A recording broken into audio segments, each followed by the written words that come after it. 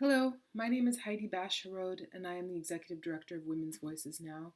I'm honored to be participating in this very timely and important conference and send you greetings from Redondo Beach, California. Before beginning my remarks on the power of film to eliminate gender-based violence, I would like to thank Dr. Wafa Bouzkri for inviting me to participate and for making it work despite time difference and pandemic challenges. I'm really looking forward to sharing with you what I have to say today.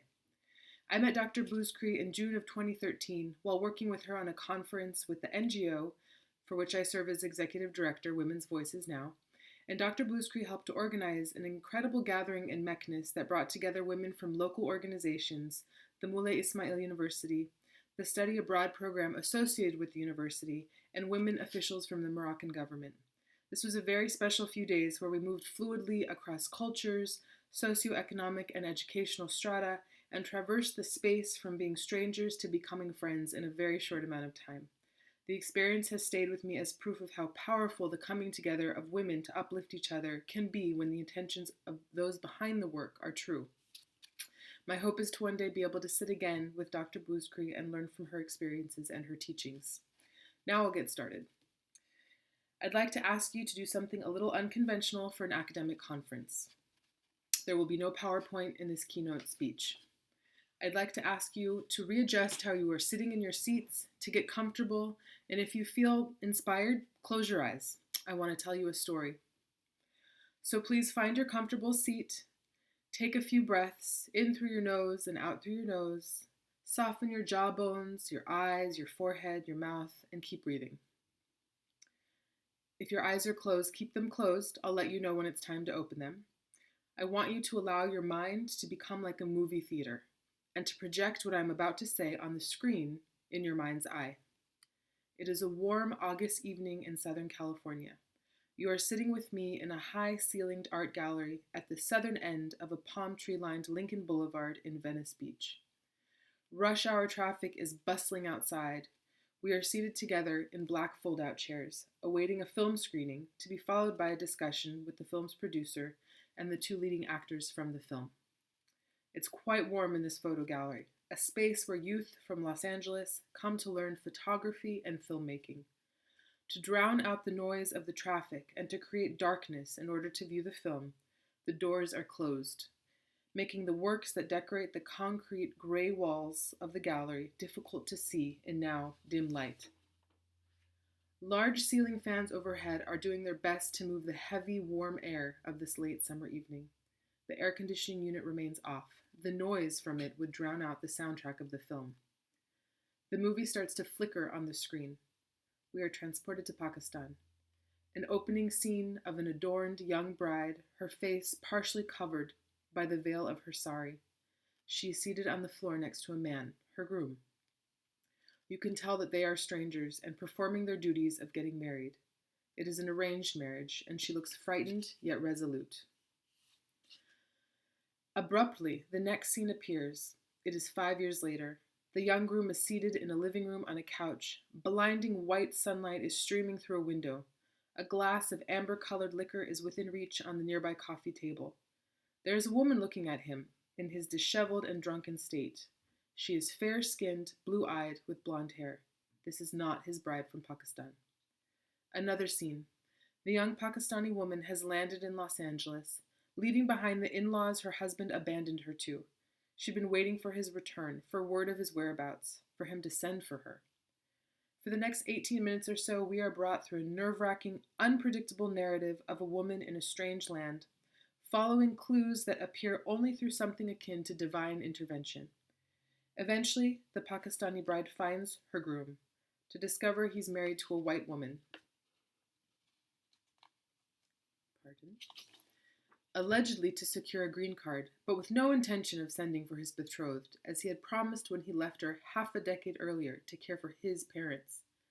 In the climax of the film, in the very living room of the American wife's home, the husband is calling his Pakistani bride horrible names, accusing her of being ungrateful, undutiful, inappropriate, shameful, everything he was feeling about himself. But in her journey to America, and with an acceptance letter to study medicine at the University of California in Los Angeles in hand, she leaves him behind. She knows her worth. She is not expecting someone to save her, to do what is right by her. She tried that, and it didn't work out. She will now set out to do what is right by her, on her own. The film credits finish. The screen goes dark. There is applause. The lights go up, but remain dim, holding the dreamlike atmosphere created by the movie-watching experience. The producer and the actors appear in front of the screen and take their seats, in the same black folding chairs as we are seated in, to discuss what we just experienced.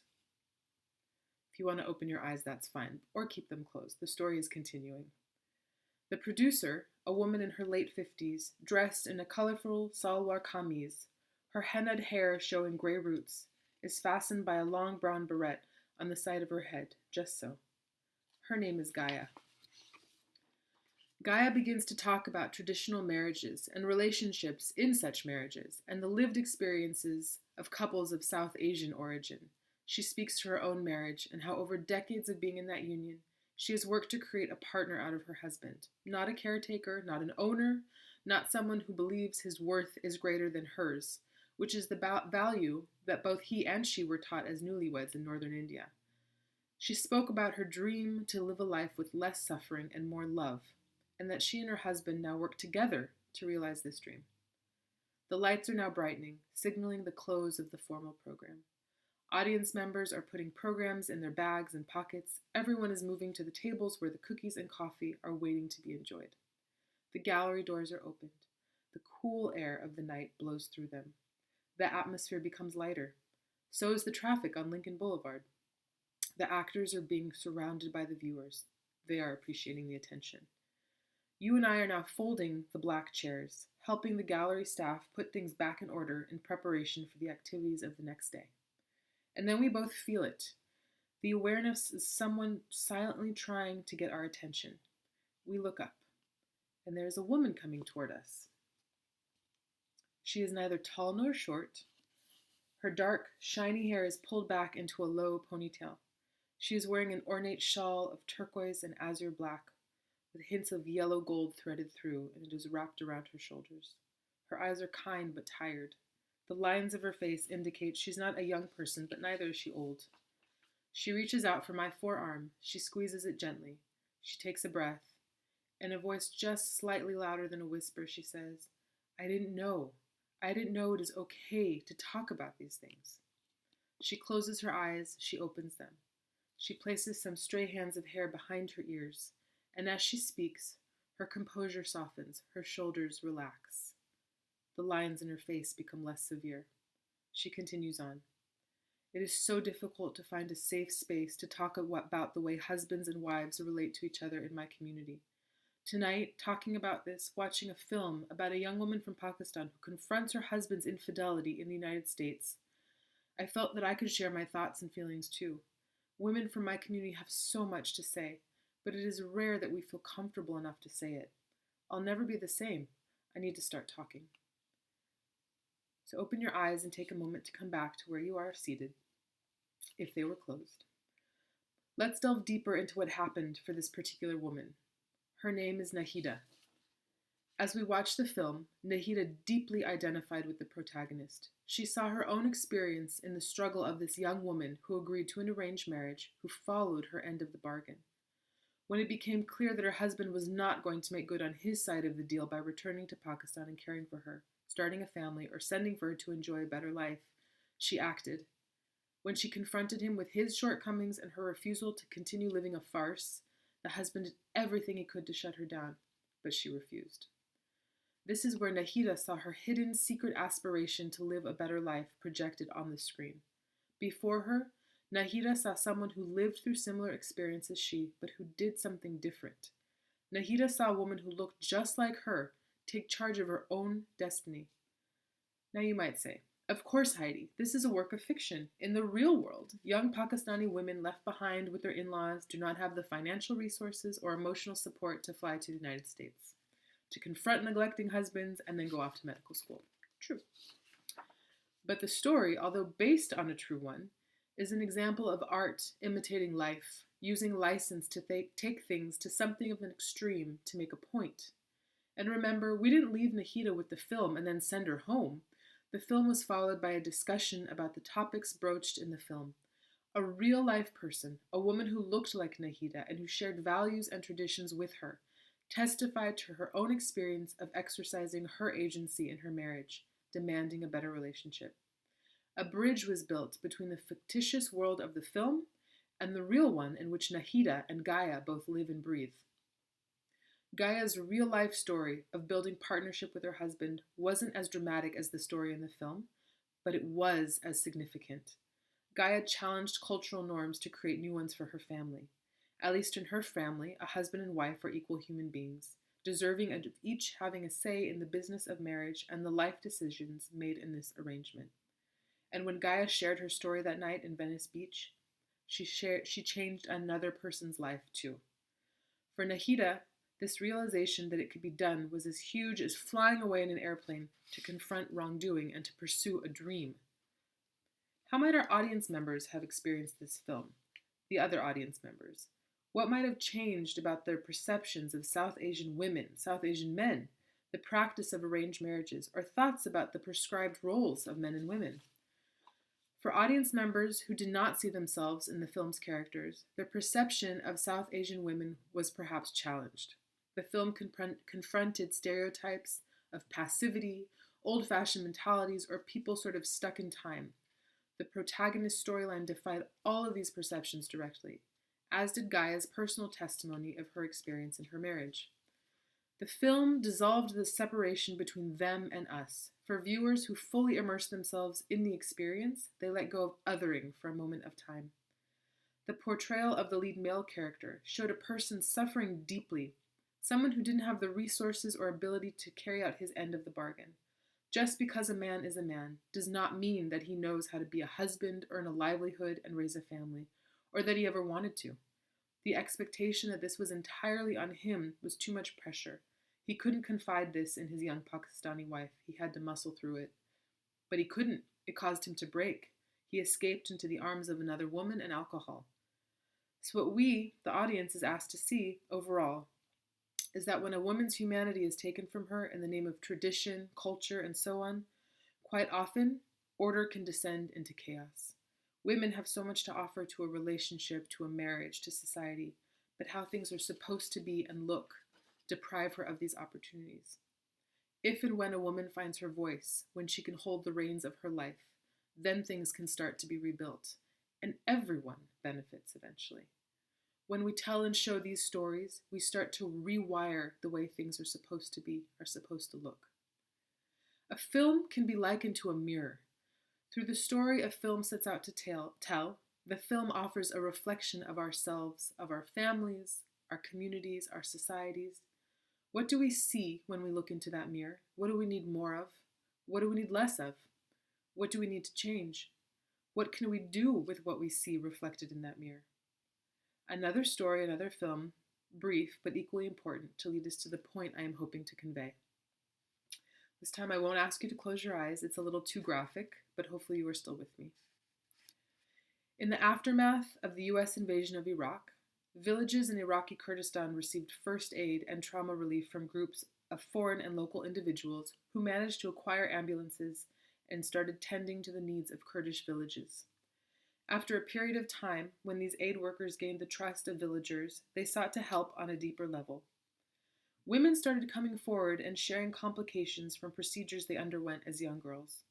Female genital mutilation, FGM, considered a cultural value in some Kurdish communities, was causing health emergencies, discontent between husbands and wives, and immobilizing anxiety amongst mothers who sought to protect their daughters from the same fate as them.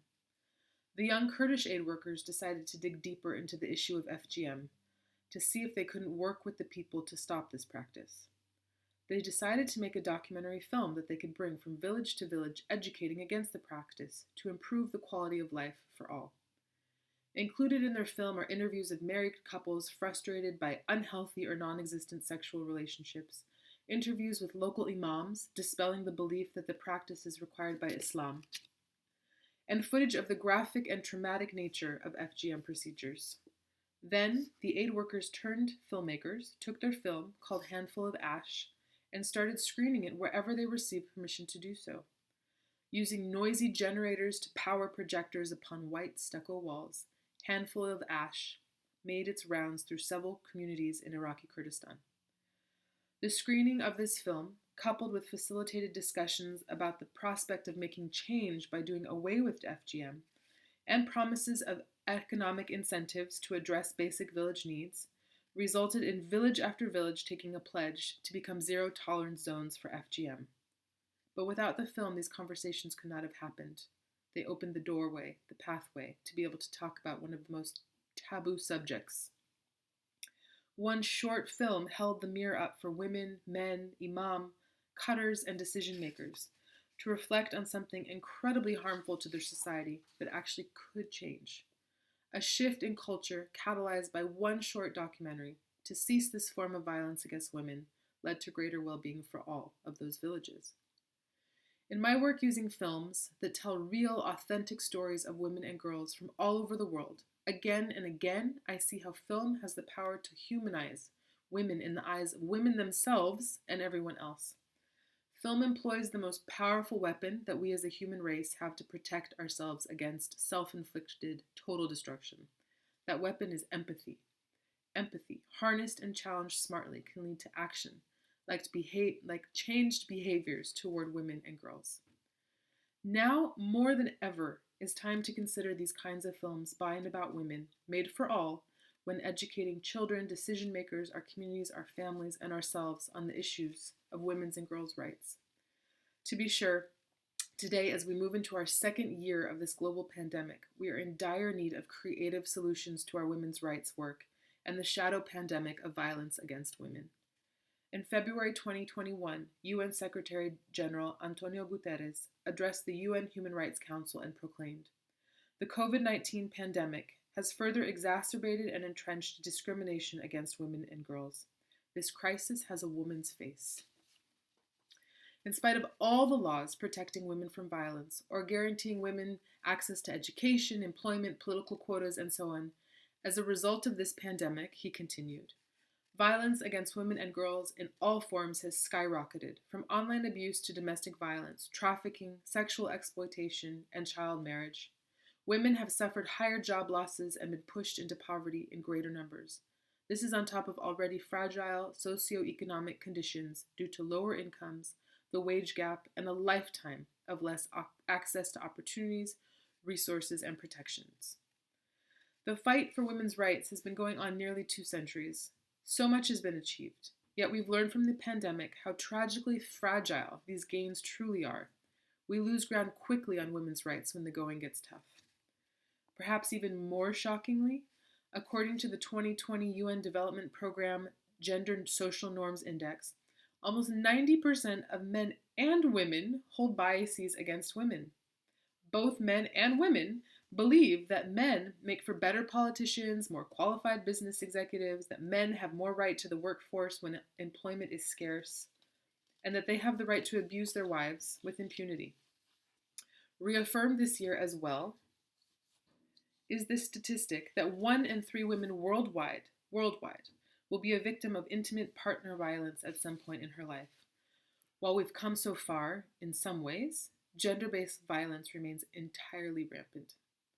25 years after the landmark Beijing conference at which then First Lady Hillary Rodham Clinton declared women's rights are human rights, sadly we are still missing the mark. The idea that women's rights are human rights is yet to have evolved into the makeup of our human DNA. The world around, the roles that women play, as well as the lack of roles that women play within their families, communities, cultures, governments, and so on, lend to a particular set of experiences, both positive and negative, that influence a woman's ability to reach her full potential. These roles are actually constantly evolving. They are at different stages in different parts of the world, and yet also the world around. There are perceptions of women and their place in society. These perceptions, by nature of them being stereotypes, deny women their humanity, and quite frankly, deny reality. Yet now we are living in a digital age. Wherever we are educating ourselves, our children, our communities, we have the power to challenge stereotypes that perpetuate harmful views and acts against women. For far too long, women's experiences have been underrepresented. This underrepresentation has led to misrepresentation and vice versa. We are living in a digital world where we have the power to perpetuate the misrepresentations or to challenge them. Watching films by and about women, showing women in their full humanity, is a step toward challenging the stereotypes that are limiting women's human rights to reach their full potential. To quote the executive director of UN Women, Mrs. Phumzile Mlambo Ngcuka, there is no greater force for change, for peace, for justice and democracy, for inclusive growth than a world of empowered women. I argue there are more of these empowered women than we know of. There is more injustice than some of us are willing to recognize or are aware of. We simply need to see more of all of it and see ourselves in the stories of women. If we can increase our empathetic connection with the lived experiences of women, if we can incorporate activities such as viewing these types of films into our advocacy work and initiatives and generate empathy, we can inspire actions that change the very mindsets that tend to undo the progress we've made when we face crises. This would mean that influential international organizations and countries at the forefront of gender equality efforts are addressing not only the social, political, and economic policy gaps standing in the way of advancing the status of women, but also the most sensitive topics that contribute to the global culture that discriminates against women. This is more than just establishing quotas, investing in women-run businesses, or putting girls in school. It's about changing how we view and think about women and girls, from the inside of each of us out, not from the top down. Film is one of the most powerful cultural influencers of our time. We can shift our global cultural norms that prescribe where and how women are to appear in this world with this form of media. Without this cultural shift, all of our quotas and efforts will see women go home at the end of the day as vulnerable as ever, as we've seen in this shadow pandemic. We will know we have succeeded in our mission when communities and institutions show they believe in gender equality by adapting their behaviors and actions in a way that supports the systematic advancement of women's and girls' rights. Think of those villages in Iraqi Kurdistan. Remember Gaia and Ahida, whose courage will influence their daughters and their sons, their daughters' daughters, to believe in their own dignity. Film is an unparalleled tool to help usher in this new reality. Where can we insert it into our efforts to address gender-based violence in our homes, our schools, our universities, our refugee camps, our government edifices, and in our international relations? Let's make it so that life begins to look more like this form of art. We can be the change we want to see. We may just see it first in the movie. Thank you for listening, and I look forward to meeting you later in the day for questions and discussions.